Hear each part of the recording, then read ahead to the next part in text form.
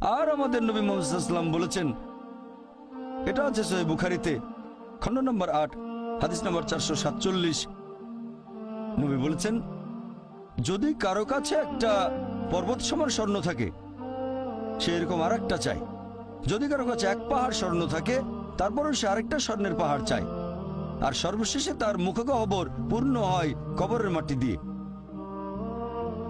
সে যত ধনী লোকই হোক, হয়তো সে পৃথিবীর মধ্যে সবচেয়ে ধনী লোক, তারপরও সে আরো বেশি সম্পদ চায়। মানুষ সন্তুষ্ট হয় না, বেশিরভাগ মানুষ কখনোই সন্তুষ্ট হয় না। আল্লাহ পবিত্র কোরআনে বলেছেন, সূরা নিসা অধ্যায় নম্বর 4, আয়াত নম্বর 32, যে আল্লাহ যেটা দিয়ে অন্য মানুষকে শ্রেষ্ঠত্ব দান করেছেন, সেটার উপরে তোমরা কোনো রকম লালসা করো না। এভাবে বলবেন না যে, হে আল্লাহ, তুমি অমুককে অনেক সম্পদ দিয়েছো, অমুককে অনেক সুন্দর একটা গাড়ি দিয়েছো। এমন কিছু আল্লাহর কাছে চাইবেন না যেটা অন্য কাউকে আল্লাহ দিয়েছেন।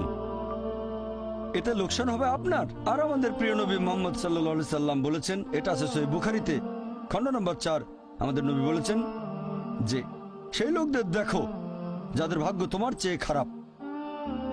সেই সব লোককে দেখো না যারা তোমার চেয়ে বেশি ভাগ্যবান। তা না হলে তোমরা আল্লাহ তাআলাকে স্মরণ করায় অবহেলা করতে পারো, তা না হলে প্রতিপালকের প্রতি অকৃতজ্ঞ হয়ে যেতে পারো।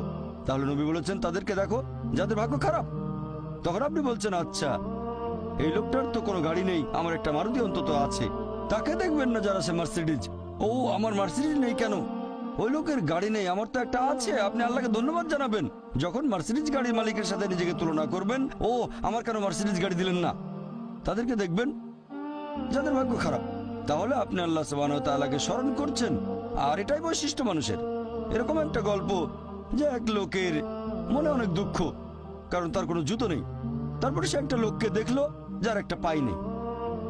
লোকটা অভিযোগ করতো আল্লাহর কাছে যে জুতো নেই, আল্লাহর কাছে অভিযোগ করতো আমার কোনো জুতো নেই। তারপর সেই লোকটাকে দেখলো যার একটা পা নেই। তখন সে আল্লাহকে ধন্যবাদ জানালো, আমার অন্তত দুটো পা আছে। তাহলে সন্তুষ্ট হওয়া একটা পরীক্ষা। আমাদের নবী মুহাম্মদ সাল্লাল্লাহু আলাইহি ওয়াসাল্লাম বলেছেন, এটা আছে সহিহ বুখারীতে, খণ্ড নম্বর 8, যে সত্যিকারের সম্পদ হচ্ছে সন্তুষ্ট হওয়া, ধন সম্পত্তি নয়। সত্যিকারের সম্পদ হলো সন্তুষ্ট হওয়া, পরিতুষ্ট হওয়া। আপনার যা কিছু আছে সেটার জন্য বলবেন আলহামদুলিল্লাহ, সকল প্রশংসা আল্লাহর।